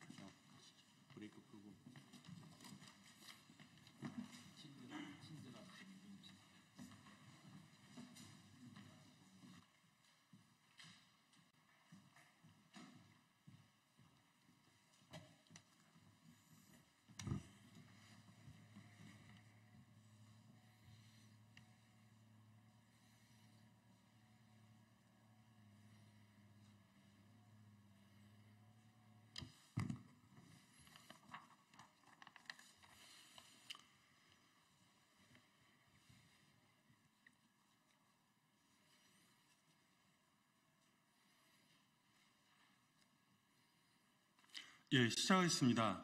진보당 수석 대변인 홍성규입니다. 두 가지 말씀 드리겠습니다. 첫 번째입니다.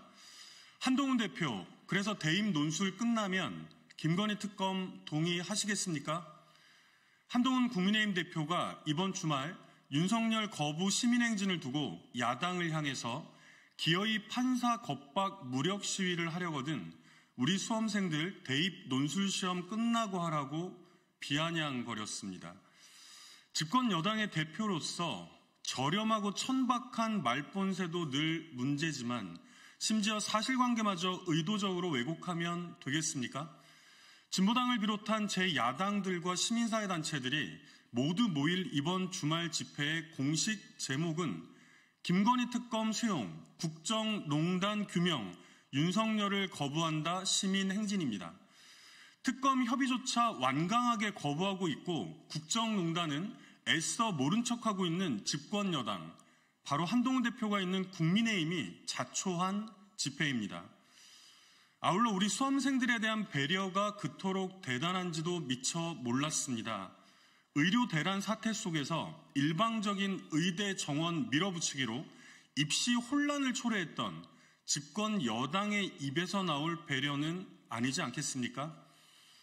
마지막으로 여전히 동료 시민 운운하며 민생은 못 챙겨도 민폐는 끼치지 말아야 한다고 했습니다. 지금 대한민국 최대 민폐는 야당의 통큰 양보에도 불구하고 끝까지 김건희 특검을 거부하고 있는 국민의힘의 행태입니다.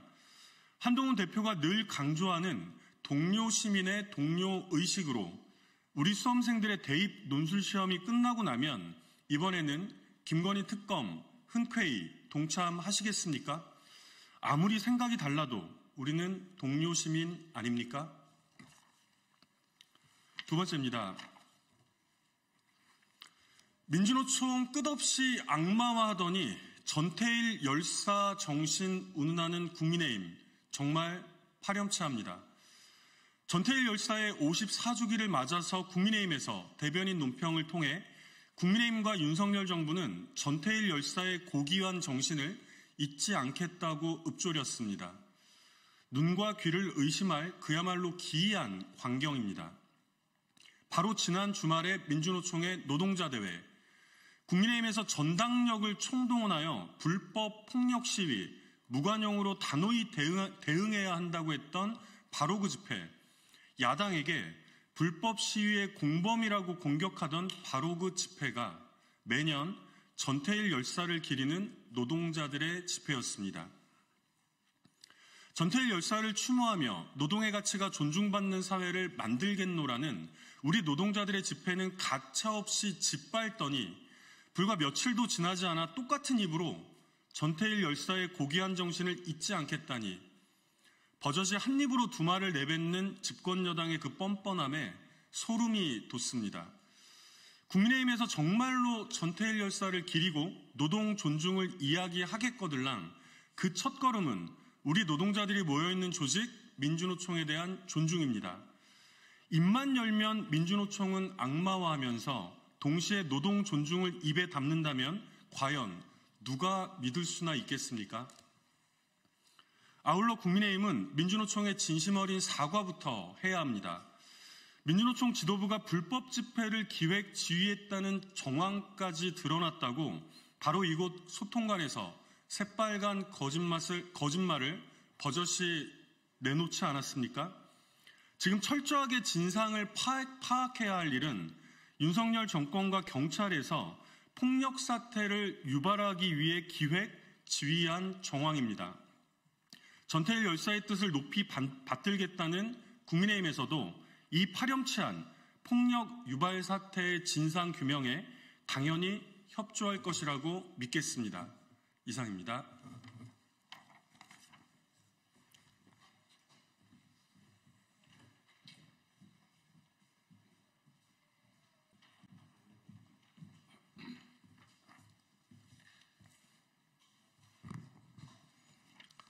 예, 안녕하십니까. 국민의힘 수석대변인 곽규택입니다. 민주당과 군소 야당의 무책임한 탄핵 선동을 강력 규탄합니다. 민주당 등 야 5당이 오늘 탄핵 국회의원 연대 발족식을 가졌습니다.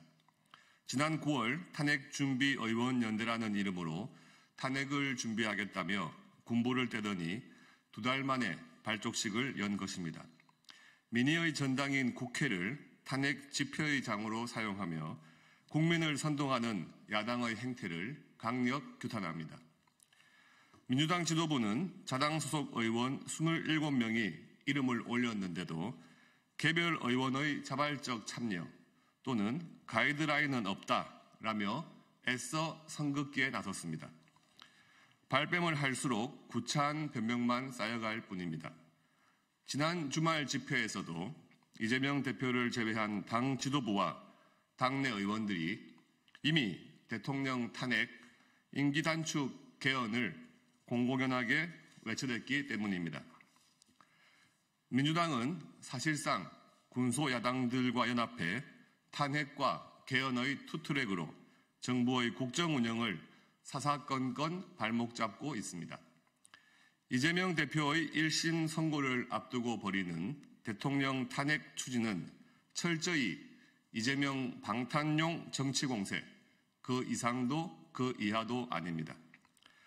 탄핵 제도를 자신들의 정치적 목적을 위해 오남용하는 민주당과 군소야당의 행태는 결코 용서받지 못할 것입니다. 국민의 엄중한 심판이 기다리고 있을 것임을 명심해야 합니다. 예, 감사합니다.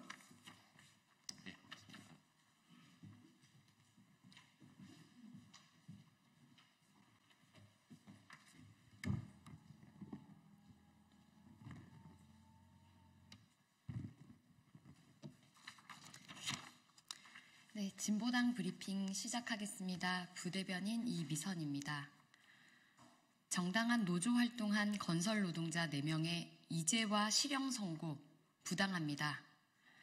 어제 오전 의정부 지법에서 진행된 재판에서 건설노조 소속 조합원 4명이 법정 구속되었습니다. 건설노조 활동을 보장하라는 ILO 결사의 자유위원회의 권고도 무색하게 만드는 판결입니다. 정당한 노조 활동을 보장하지 않고 건설 노동자를 구속한 법원을 규탄합니다. 특히 해당 사건은 지난 2021년 7월에 있었던 사안으로 오랜 시간이 지났고 당시 사용자 측과 합의를 통해 송사를 제기하지 않기로 했던 일이었습니다. 그런데 그 사건을 건폭몰이의 혈안이 된 윤석열 정부가 특별 단속한다며 다시 들춰내 사법 처리를 하고 있는 것입니다. 위태로운 권력을 지키려는 윤석열 정권의 너무나도 후안무치한 행태 아닙니까? 건설노조를 통해 확인된 윤석열 정부 건폭몰이로 구속된 건설 노동자는 41명에 달합니다. 그 건폭몰이로 억울함을 호소하며 양회동 열사가 생을 달리하기도 했습니다. ILO 결사의 자유위원회에서 권고한 것처럼 고용이 불안한 건설 현장의 특성상 건설노조의 조합원 고용 요구는 정당합니다. 마땅히 보장받아야 합니다. 괜한 건설노동자 구속이 아니라 고용 안정을 내팽개치고 있는 윤석열 정부의 책임을 물어야 합니다. 건폭몰이를 멈추지 않는 윤석열 정부는 퇴진하고 물러나야 합니다. 더 이상 윤석열 정권의 기대는 없습니다. 이제 노동자들의 더 큰 항쟁으로 후안무치한 윤석열 정권을 심판하고 노동자들이 직접 바로잡겠습니다. 두 번째 브리핑 드리겠습니다. 좋은 책 신사고 홍범준 사장은 사과하고 당장 교섭에 적극 나서십시오. 어제 법이 보장하는 대로 노동조합을 인정하고 교섭에 나서라는 요구를 2년 넘도록 해오던 언론노조 좋은 책 신사고 지부가 대법원으로부터 단체 교섭 응낙 가처분 확정 판결을 받았습니다.